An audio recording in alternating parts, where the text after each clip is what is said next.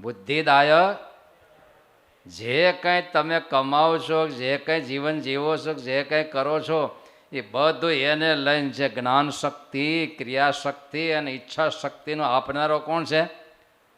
તમને જે કંઈ બુદ્ધિ કે જ્ઞાન શક્તિ છે એને એ આપી છે એમ નહીં. હવે કહો જી, આપતા જ રહેશે, આપતા જ રહેશે, આપતા જ રહેશે. જો ન આપતા તો ચમચી ખાઈ જાઓ. હા, થાઇરોઇડ કન ચમચી મૂકે હું ખાવા જ મળું સીધા. પણ તમને જ્ઞાન છે કે આ ખવાય નહીં, આનાથી ખવાય. એ જ્ઞાન કોને આપ્યું?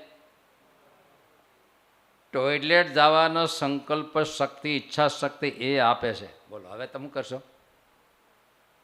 10 પ્રકારના પ્રાણ એને ભગવાન ચલાવે છે ને 10 પ્રકારના પ્રાણ વડે કરીને આખી આપણા જીવનની શરીરની પ્રક્રિયાઓ થાય છે. પણ એ 10 પ્રકારના પ્રાણથી બધી ક્રિયાઓ થાય છે. હાલવું, ચાલવું, ખાવું, પીવું, પાપણ પટકે બધું. પણ એ પ્રાણના આધાર કોણ છે? આ પંખો ફરે છે એ મોટરને આધારે ફરે છે. ઇલેક્ટ્રિકવાળા બેઠા છે અહીંયા. પંખો ફરે છે એ અંદર મોટરને આધારે, પણ મોટરને ફરવાનો આધાર કોણ છે? પાવર છે.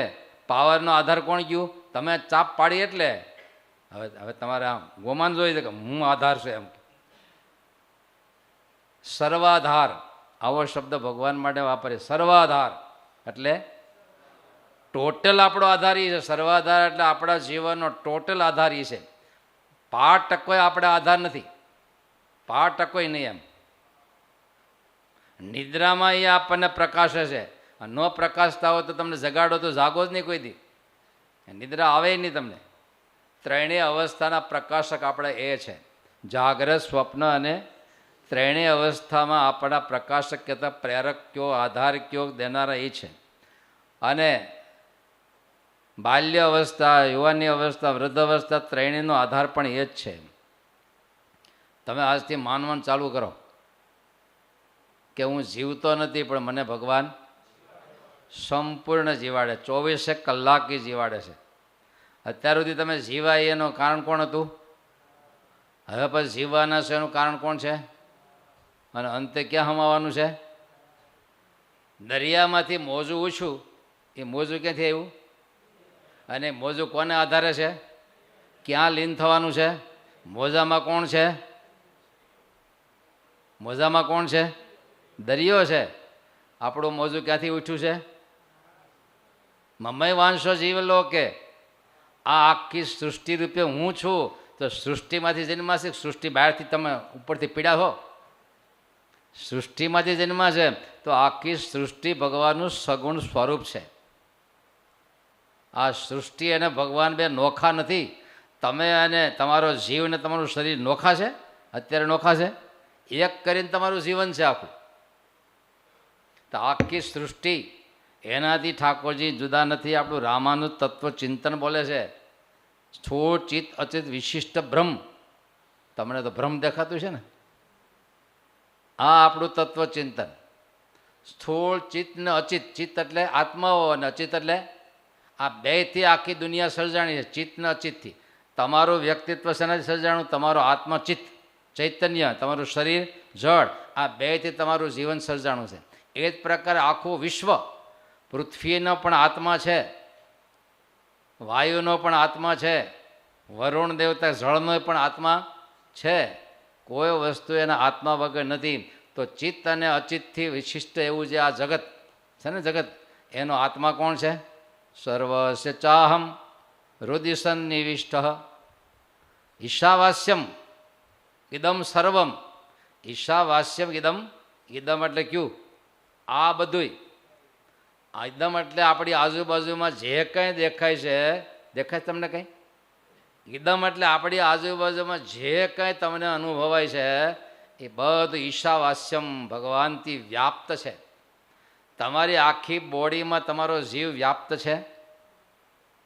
તમારી આખી બોડીમાં, તળિયે, પગના તળિયે, શિખાના વાળ સુધી, સેજ ખેંચો હોય તો વાળ, વાહામાં છો તો વાહામાં, પેટમાં, ત્યાં તો ખાસ છો. આખી બોડીમાં એક કણિકો પણ આત્મા વગરનો, જીવ વગરનો નથી. એ જ પ્રકારે આખી સૃષ્ટિ ભગવાનનું શરીર છે અને અણુ પરમાણુમાં મારો ઠાકોરજી વ્યાપ્ત છે એમ. તમને વાહામાં ગળ દો મારે, તમને કંઈ થાય?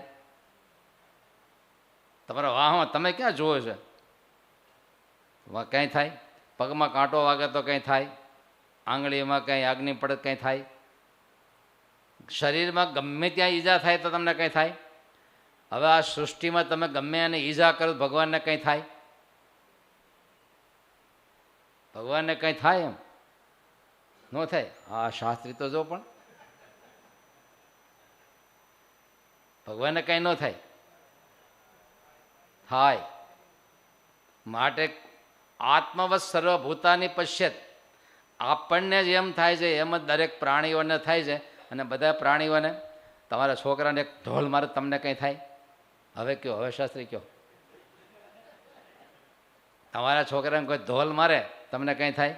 તમને ક્યાં માર્યું છે? પણ આ બધા આત્માઓ કોના છે? ઠાકોરજીના છે. કોઈ પણ જીવ પ્રાણી માત્ર તમે આમ કરશો એટલે એનો માલિક કોણ છે? એનો માલિક પણ પરમાત્મા છે.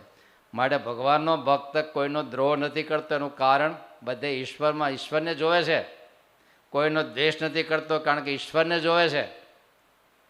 દરેક ઠેકાણે ઈશ્વરને જોવે છે.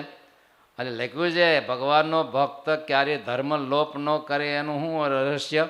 તો કે ભગવાનને અંતર્યામી સમજે છે એટલે ભગત ક્યારેય પાપ કરતો, કોઈનો દ્રોહ કરતો, કોઈની નિંદા કરતો. તમે ક્યારેય કોઈની નિંદા કરી છે?